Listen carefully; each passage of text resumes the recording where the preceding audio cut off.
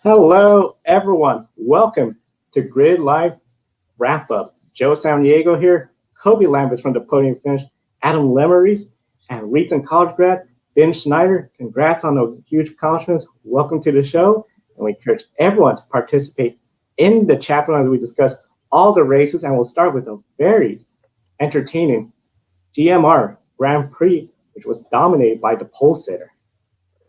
Yeah, the GMR Grand Prix was dominated by pole sitter Romain Grosjean during the early portions of the race. Nobody could touch the ex-Formula One driver who ended up leading a total of 44 laps until strategy and lap traffic came into play. Ed Carpenter Race's Rinus VeeKay rose to the occasion, overtaking Grosjean, who had just exited the pits and tried to get heat into the tires. VeeKay passed Grosjean, never looked back, and the Dutchman took the checkered flag, winning his first career IndyCar race by 4.9 seconds over Grosjean. And IndyCar, just like NASCAR, seen a lot of parity. 5 winners in 5 races. This was ECR's first win since Joseph Newgarden stomped the field at Iowa Speedway back in 2016, and this is the first win on a road or street course since Mike Conway back in 2014 on the streets of Toronto. VeeKay's victory on the IMS road course is only the 6th win in the history of Ed Carpenter Racing. And when we did our pick a winner segment, we all picked first-time winners. I think Matt and I went with Jack Harvey. Joe went with Romain Grosjean. Adam went with Scott McLaughlin, but nobody picked Rinus VeeKay. So here's my question. Are you surprised by his victory? Yes, I am. I was really happy for another first-time winner in the IndyCar series yesterday.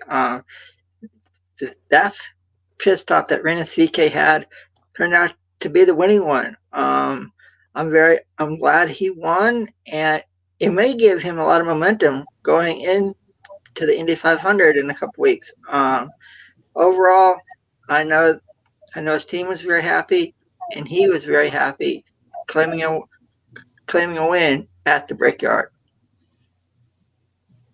As much as I want to say, I'm not surprised that he won. We know he is fast overall, and Carpenter Racing, especially in the ovals, he's been really good.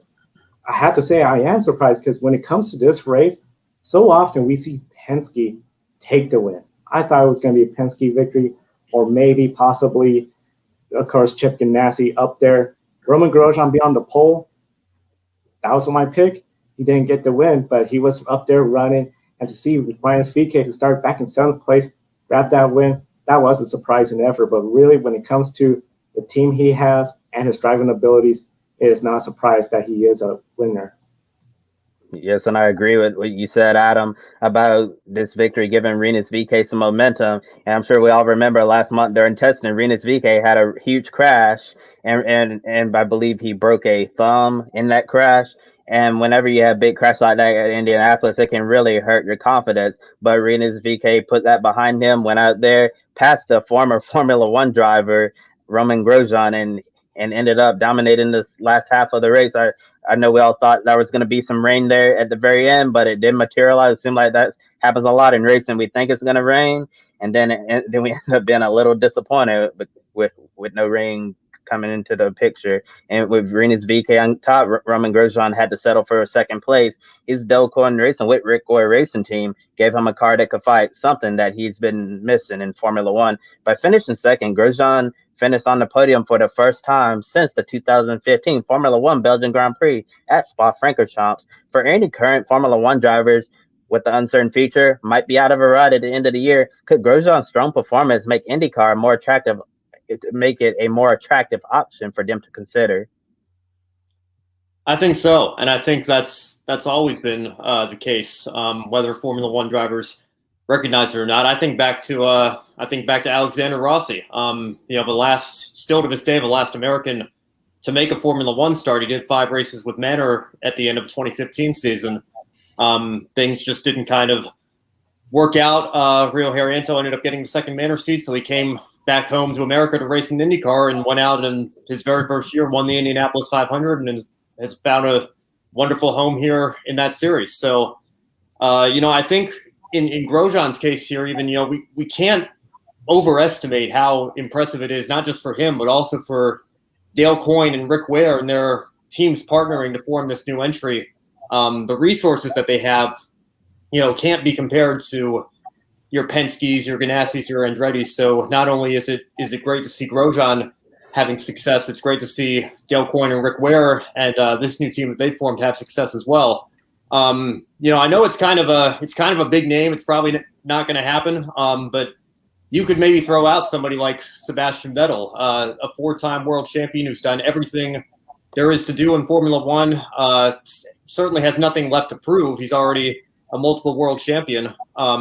Just got off of a terrible season with Ferrari, the worst car Ferrari's brought onto the F1 grid in decades, and is now in probably what's less of a toxic environment for him at Aston Martin. But if we're being honest with ourselves, it's still a midfield car. It's very unlikely that he's going to challenge for too many wins and podiums this season.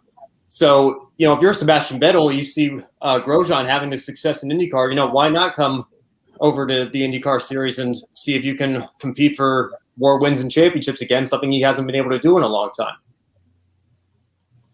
You bring up a lot of excellent points there, Ben. Definitely agree with you. And especially now that we've seen a lot of discussion about drivers in Formula One that sort of got there because of financial backing, and then drivers like Rossi who are not getting the quality right. All of a sudden now IndyCar is starting to really build momentum. Indianapolis 500, one of the biggest events. The aero screen, I think that safety aspect had made it to where drivers like Jimmy Johnson, Romain Grosjean, they're more willing to come in. And Romain Grosjean still hinting at maybe someday doing the greatest spectacle in sport.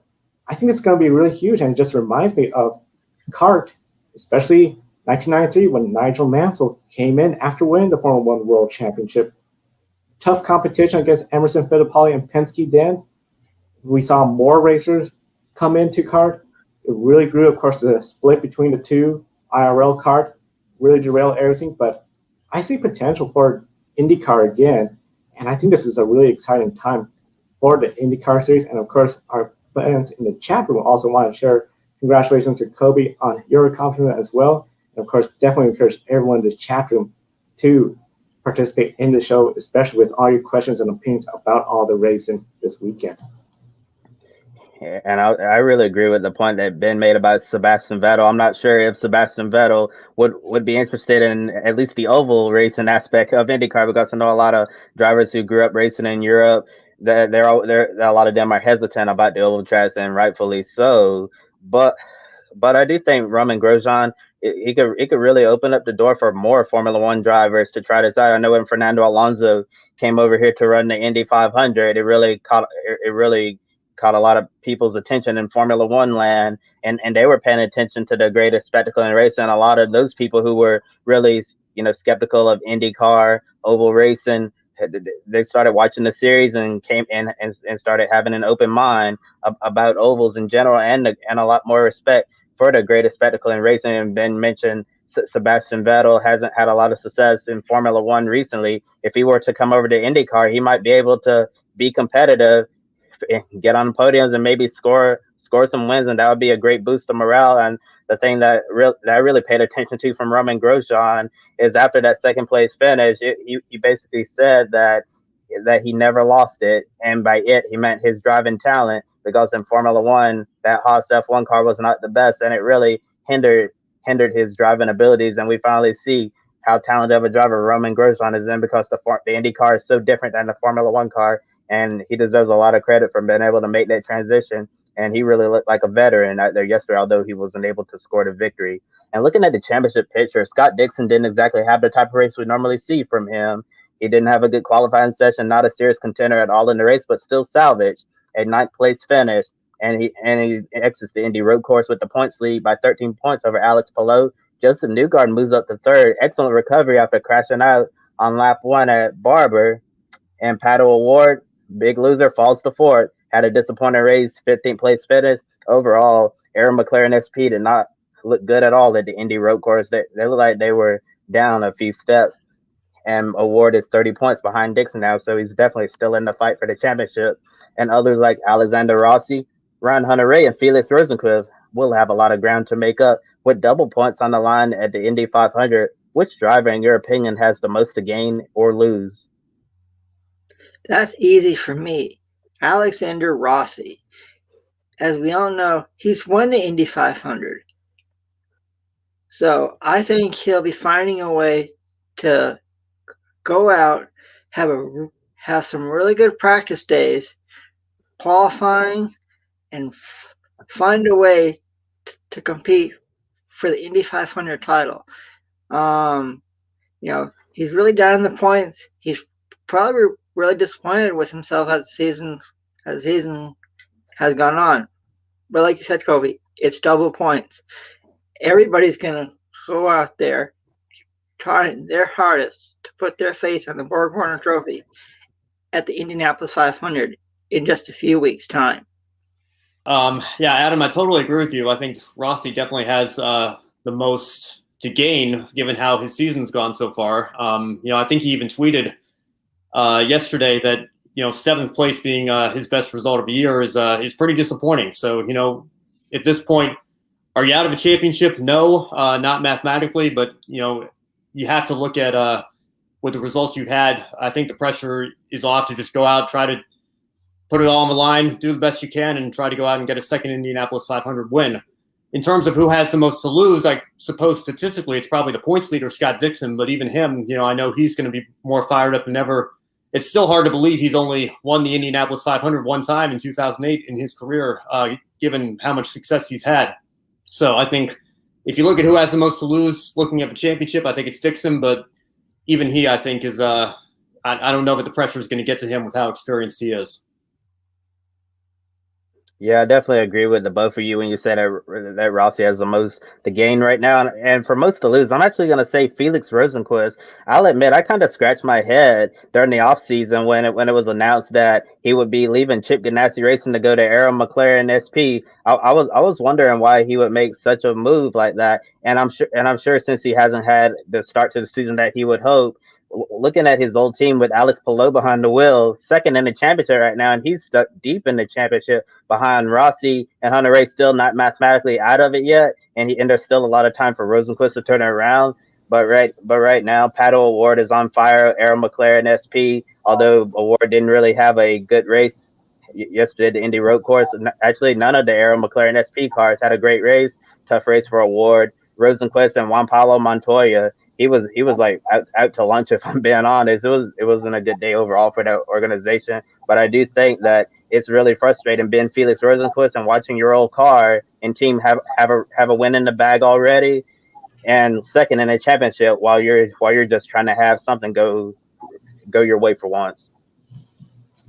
Rosenqvist, season's not going good for him so far, and definitely is going to be something worth following at the Indianapolis 500. See if we could get some of that momentum back, and definitely in the chat room, tell us, do you think Felix Rosenqvist could turn the season around at Indianapolis 500?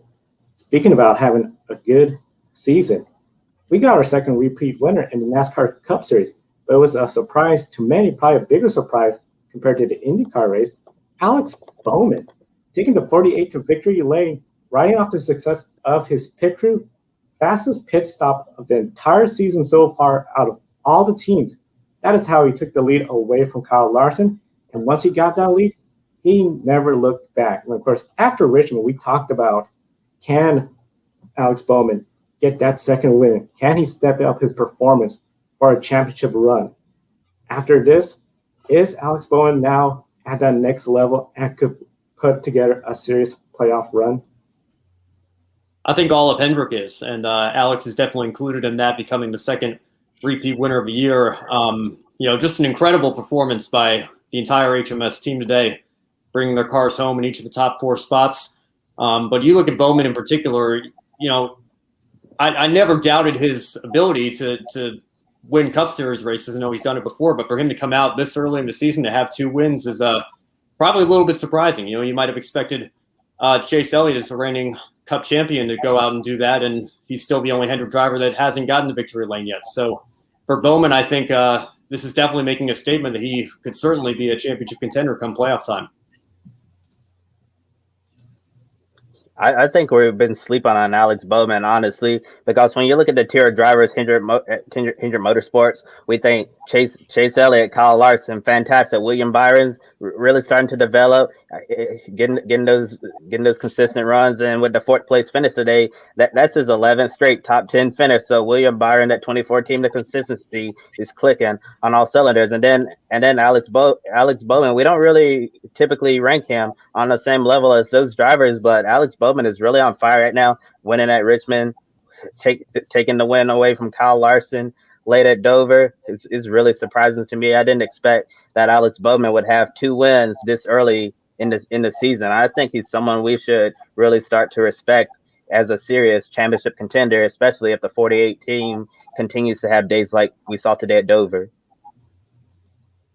Days like today at Dover, especially considering where he was at the beginning of the season, Daytona 500 crashed out.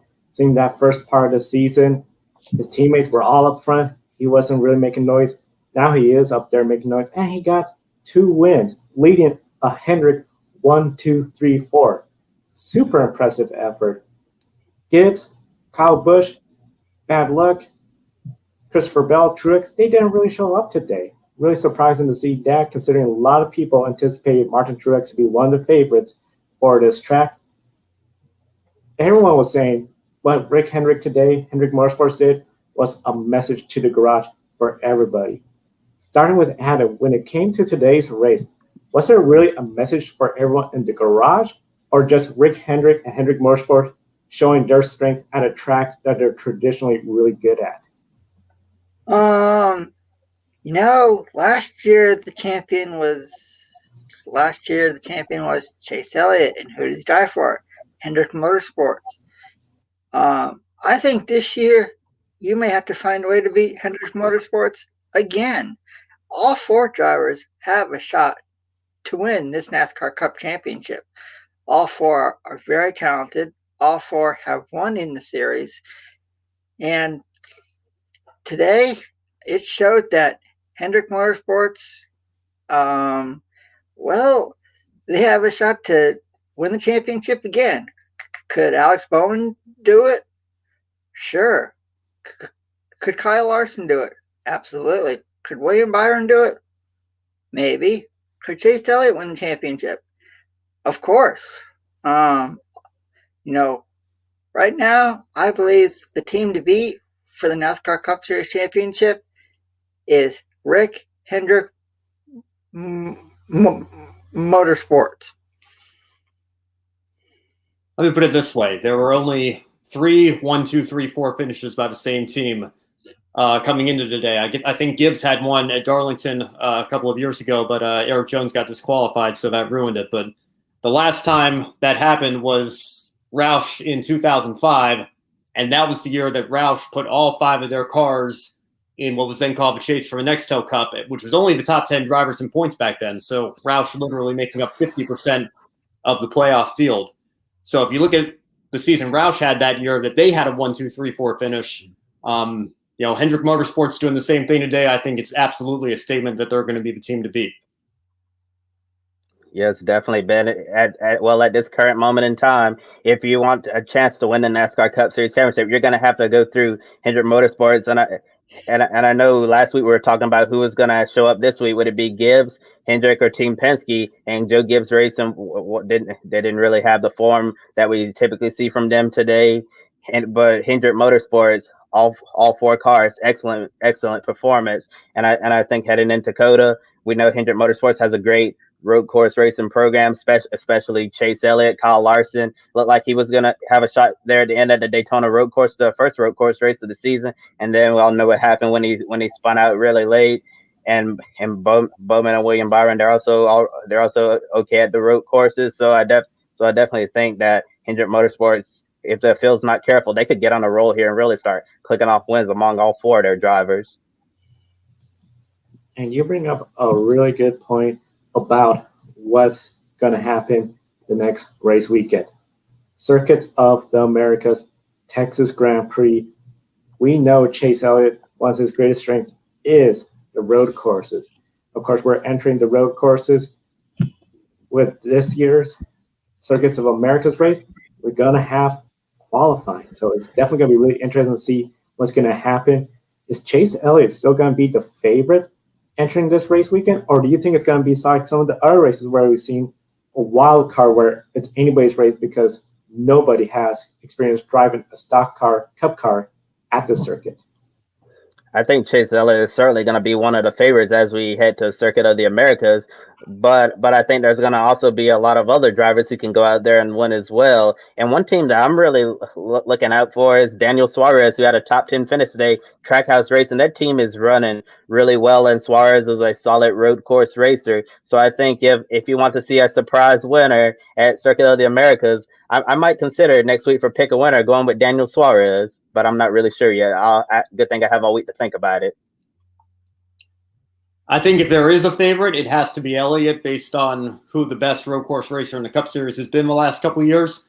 But I also think it could be a wild card. Like you said, nobody has ever run a NASCAR sanctioned race at Circuit of the Americas before.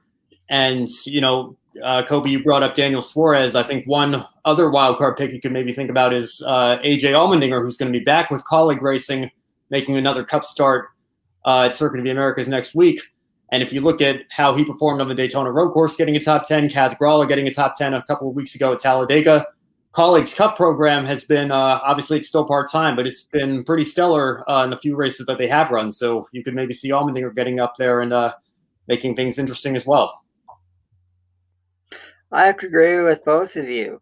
Chase Elliott is going, for me, it's basically Chase Elliott versus the field at COTA. We all know what he's done on the road course, and that may just maybe be my pick a winner for next weekend. Like you said, Kobe, we all have a week to think about it. It'll be really cool to see NASCAR going to another new track. And overall, it should be a very wild race. First time that they've ever gone here. So who knows what will happen at Circuit of the Americas in Austin, Texas. It's potentially going to be, I think, one of the wildest races. I can't wait to see those stock cars going up the hill on the front stretch, then down to the S's. It is going to be a really exciting race. I'm going to encourage everyone to tune into Grid Life pre-race next Saturday, noon Eastern, where we're going to preview that race as well as all the races going on that weekend and update the World Rally Championship will start on the 20th. So definitely be sure to follow us. And for anyone that isn't following Bob Pockers, he just tweeted that there's no issues. Everyone passed inspection. So those results that we've been showing are pretty much official. One race that became official much earlier this morning, very early this morning, if you're in Alaska, especially MotoGP, but it was a very fun race worth getting up early for.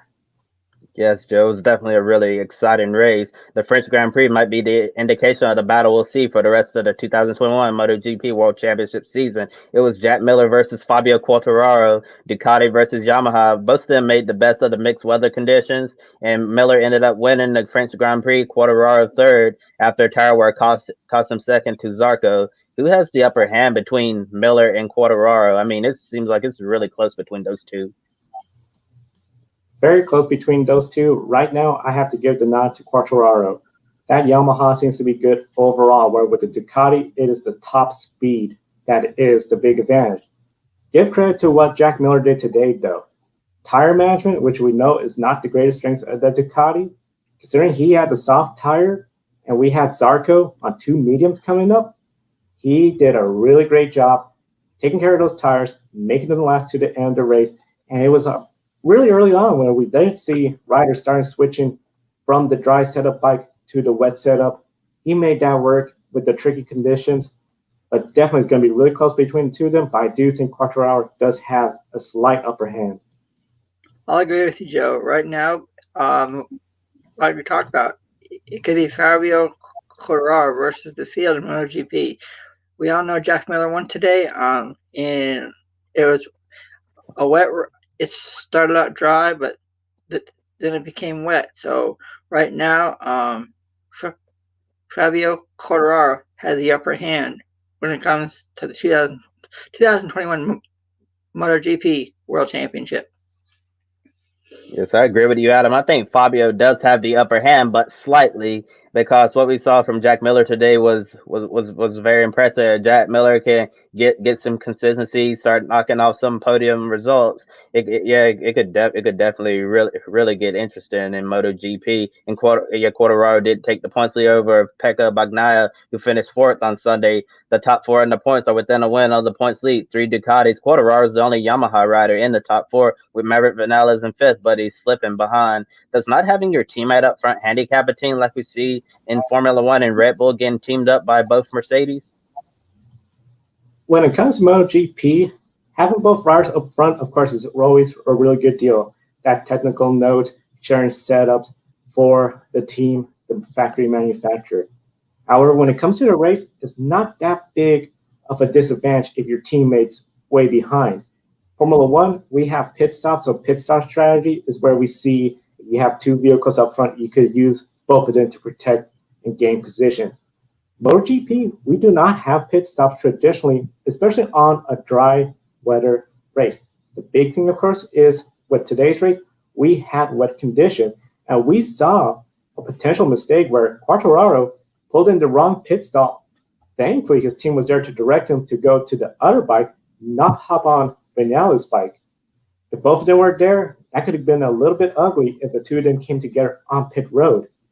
The big thing is you don't see a whole lot of a disadvantage compared to what we see in Formula One, but it's still ideal to have both riders up, and especially in a case like Suzuki, where both riders were not up there and they both went out. But definitely it's not going to be a huge handicap for Quartararo not having his teammate up there. 5 races, 3 different winners. Miller and Quartararo have won 2. Marquez was up front when he lost control while leading and fell all the way back to 15th place. Was coming up, but then slid the bike and had to unfortunately retire from the event. Yesterday, we discussed if this is the race that would paint the clear picture or where the teams currently rank. In your opinion, did this demonstrate where the teams are at? Oh yeah, right now it's Fabio Quartararo and Yamaha versus the field. Overall, we know he finished third, but right now, his Yamaha team could be the team to beat when it comes to the 2021 MotoGP World Championship. When it comes to the teams, definitely today I think was the indicator of where all the teams fall. Yamaha, they got one of the best bikes all around. Ducati, one of the fastest bikes, especially on that straightaway and those big speeds. The big thing I'm going to see and watch is what's going to happen with Suzuki. We didn't see them up there at all during qualifying. In fact, both riders didn't make Q2. All season long, we haven't seen Ron Mir get up into Q2 on speed. He usually gets there through Q1. That's going to be the big one. I think they're going to be finding themselves one step behind Ducati and the Yamahas. The non-factory teams, especially that Ducati one with Zarcos, they seem to be up there pretty good. Once Martin comes back from his injury, I think he'll be up front. It's definitely going to be that Petronas Yamaha team with Morbidelli and Rossi. I think they're going to have to step it up a bit, but definitely we're starting to see an order of which teams are really good and which ones are still going to be trying to gain ground on the rest. And we do have a question from the chat room, and we'll definitely share this with everyone. From last name, will Grosjean win a race this year? Ben, starting with you, do you see Grosjean winning a race this year? I do. I think the performance that he put in this weekend, qualifying the car on pole and then leading for much of the race, like I said, we know obviously Dale Coyne Racing, Rick Ware Racing, they're not one of the Penske's or Ganassis of the series, but the parity we've seen in IndyCar, the talent that we know Romain Grosjean has, I think you could definitely see that team standing on the top step of the podium later this season. Oh yeah, Romain Grosjean has the talent to win not only one race but multiple races. Like you said, Ben, his team is not a Penske, Andretti, or Ganassi. It's a very small team. But if he were to win, that team would have a lot of momentum and probably gain a lot more fans. Yes, I certainly think it's possible that we could see Romain Grosjean and Dale Coyne racing with Rick Ware racing go to victory lane at some point this year. And if I had to make an early prediction when that could be, I don't think it'll be on a street. I don't think it'll be on a street course. I think it'll be on a natural road course. And one track that really comes to mind is Road America, because Road America has some European track style characteristics that Grosjean be used to in Formula One. And I know in the past when some former Formula One drivers have come over to race in IndyCar, they always get really excited about Road America. I remember when Max Chilton first come over here several years ago, when he talked about Road America, he was like, this is such an awesome track. It really feels like a European style track. And I think that would really play into Romain Grosjean's hands. And Grosjean did say he really felt more at home on the Indy road course than a track like Barber, really old school in certain aspects. And the Indy road course is a FIA Grade 1 circuit. So he said he could tell that was a track that built to like Formula One standards. And you bring up a really good point about the natural road course. I do feel like that's going to be a big favor for him. Road America, Portland International Raceway, Laguna Seca, and of course Mid-Ohio, in which Mid-Ohio today hosted a thrilling finish for the Imsa Weathertech series. At first, it was all Mazda Motorsports. Harry Tinknell led from pole. Then, as he was handing the car to his co-driver, Oliver Jarvis, everything was still looking great until suddenly that full course yellow came out. Essentially, the number 16 Wright Motorsports, driven by Patrick Long, got spun off the track, stalled, brought out the full course yellow. This allowed the number 31 Whelen engineer, Cadillac DPI Felipe Nasser, who stayed out on a strategy call while the other DPI leaders came in. What ended up being the winning move of the race? Again, pit stops. Wayne Taylor Racing had a great stop and faked the Mazdas out, leading to an epic battle on the track. Rick Taylor swept by Felipe Nasser for the lead and saved enough fuel, tried to hold on Felipe Nasser behind. Great last lap battle between the two. Marshank Racing Acura and Chip Ganassi Cadillac had to stop in the final minutes for more fuel, so definitely a big effort by Ricky Taylor and that team to take the win over Nasser, and then the number 55 Mazda, third round of the top three in DPI. Kobe, were you surprised, especially with the ability for the DPIs to stretch the fuel that far? Yes, I was very surprised. They honestly had to be running on fumes at the end, because with the amount of time we had left at the restart, they were like on the very edge of their fuel window, and it was going to be really close. They were either going to just be running out right across the line or running out within the final 2 laps. I have no idea how they were able to save that much fuel. Honestly, at the last restart, I thought as soon as green happened, I thought we'd see some of the DPI competitors drop in the pit road to get a splash and go, so they could definitely make it to the end. And everyone was on the edge of their seats, wondering who can save, who's going to run out. A lot of people thought that Ricky Taylor was going to run out of fuel there at the end, and especially when you saw Felipe Nasser ride on his tail, we're like, oh my goodness, Felipe Nasser is going to run Ricky Taylor out of fuel. And then when I saw both the Acura and the Cadillac come across the line, I was in disbelief. I didn't think they'd be able to stretch the field that far. But what do I know? There's a reason why I'm not up on the timing stand making all these strategy calls. I would be terrible at it, and I'd probably get fired after one race. Strategy, a big thing when it comes to IMSA. LMP3, battle between Raleigh Motorsports and Performance Tech Motorsports for most of the race, and Grady Osborne making a move up the WeatherTech Sports Car Championship.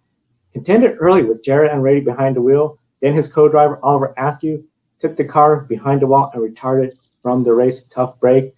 The 74 Raleigh Motorsports LMP3 was Felipe Frega and Gar Robinson held on to take that class victory. And of course, the big one we're got to talk about, GTD. The pole win in number 14, Vasser Sullivan Lexus, had a rear suspension failure, which put them out of contention. Tough break for Talib and Hosworth. However, the other Vasser Sullivan Lexus number 12 finished second in class, with Zach Veach and Frank Montecalvo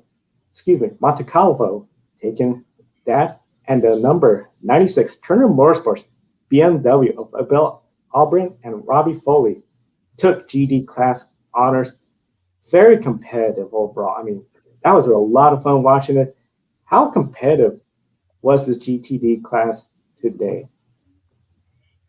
Oh, Joe, it was very competitive. I mean, positions 1 through 7, 7 different manufacturers in the GTD class. We always see a lot of parity there. And at the very beginning, I thought the number 14 Vassar Sullivan Lexus of Aaron Talitz and Jack Hawksworth were going to be the competitors, and unfortunately, they had that failure in the right rear suspension, or was the left rear. But it was really unfortunate break for those two drivers. Thought it was going to be them, and then Turner Motorsports well behind them. But when they went out, Turner Motorsports went to the front. That was a superb opening stint by Robbie Foley before turning the keys over to Bill Oberlin, who I believe won his 63rd career. It was his 63rd career IMSA victory. Bill Oberlin is definitely one of the legends of sports car racing in North America, and he's continuing to add to that legacy. I completely agree with you, Kobe. Overall, the IMSA race today for me was very fun to watch. Um, oh, yesterday I picked Wayne Taylor Racing to win, and we talked about the number 31 Whelen Engineering car needing a very good finish. Well, it had a very good finish, and I think this will give that team a lot of momentum as the IMSA WeatherTech Sports Car Series continues here in 2021.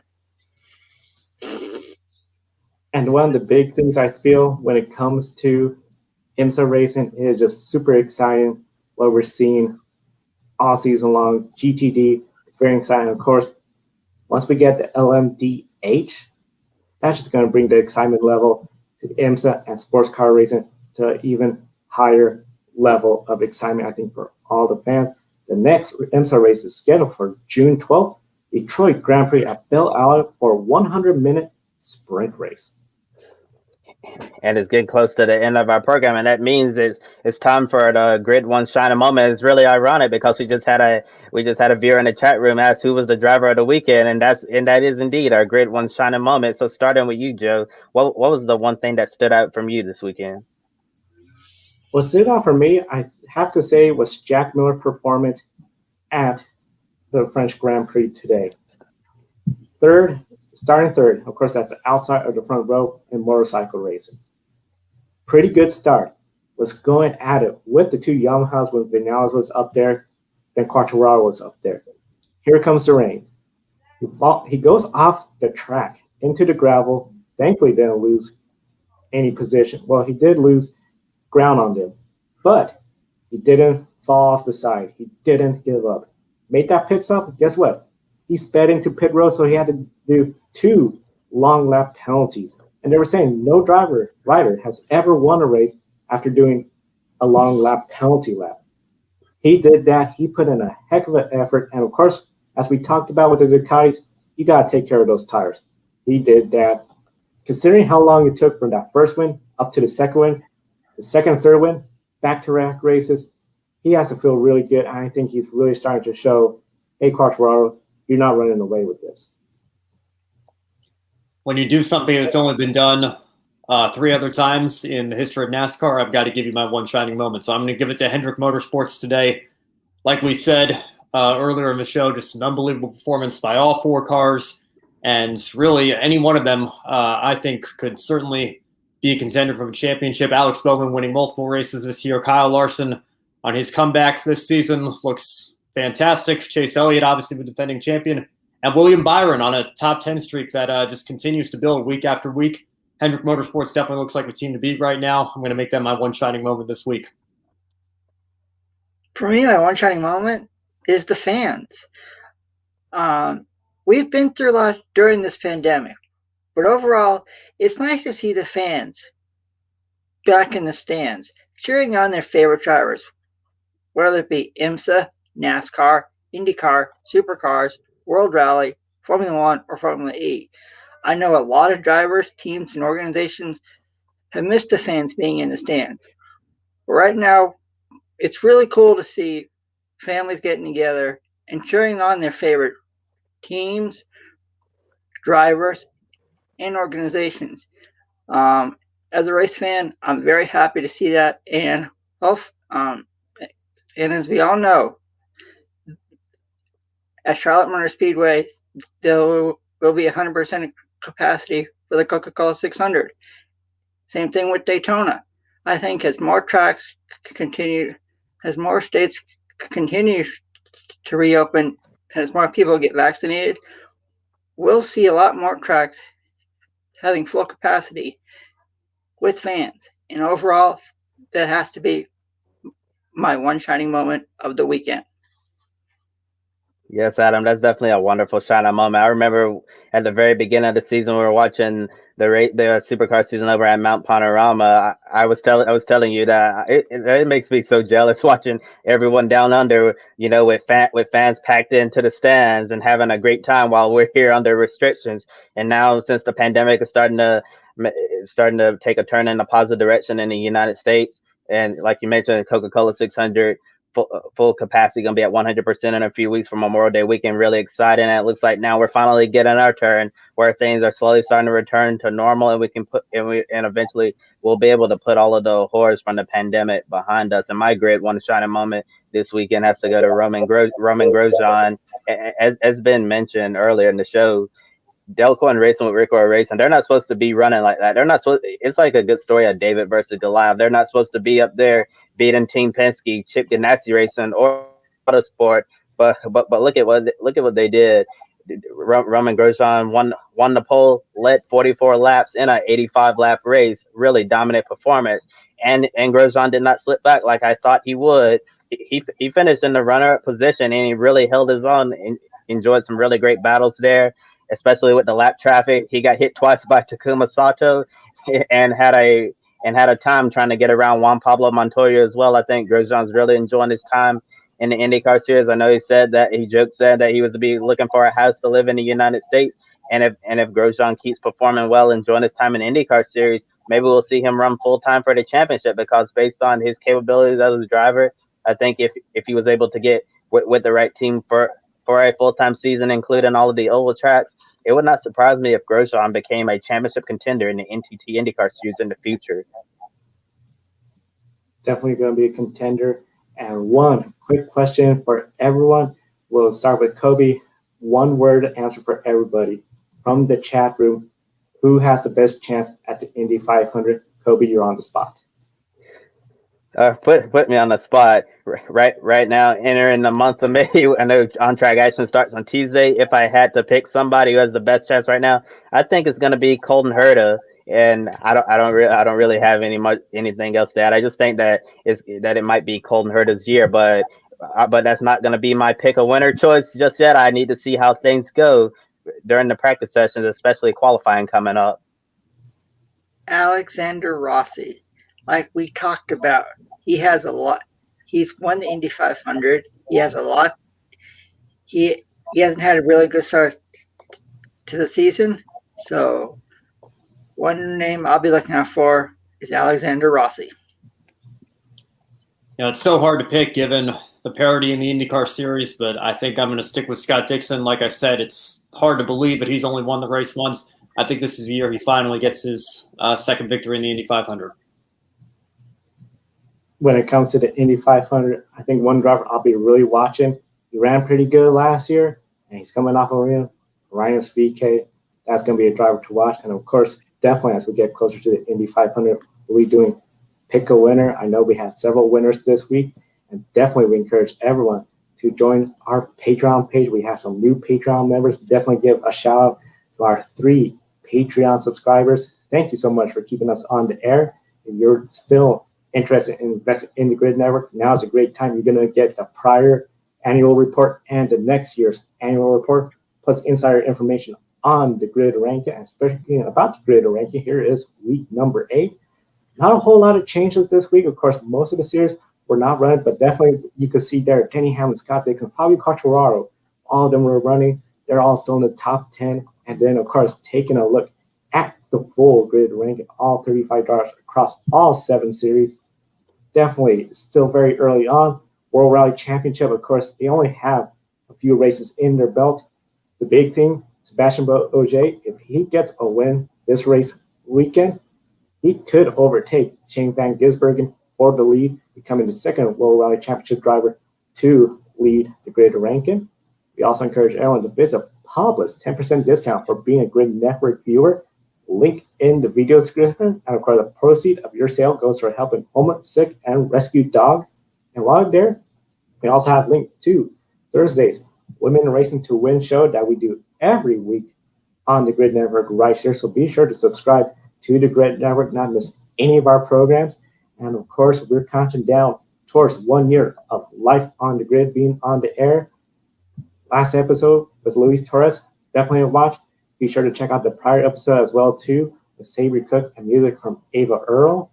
Definitely we're going to be going through each and every show, counting down to the newest episode of Life on the Grid. And definitely be sure to subscribe. We're up to 190 subscribers. We'll love to hit 200 before the month of May ends. For Ben Schneider, Adam Lemeries, and Kobe Lambis from the Podium Finish, I'm Joe San Diego. Thank you for watching. Have a wonderful day. We'll see you next time. Joe San Diego here. Want to invite you to go check out Publis. Publis is a dog clothing and accessory company based in Austria. 10% of each of your purchases goes to helping dogs in need, whether it's homeless, sick, or ill dogs. This is one of the reasons why we support it. Kiska here is a rescue dog from rural Alaska and our Grid office dog. We care about our furry buddies, and we know you do as well. Definitely check out Publis.com. There's a link on the video description, and by clicking on that link, you get a 10% discount on your purchase as well.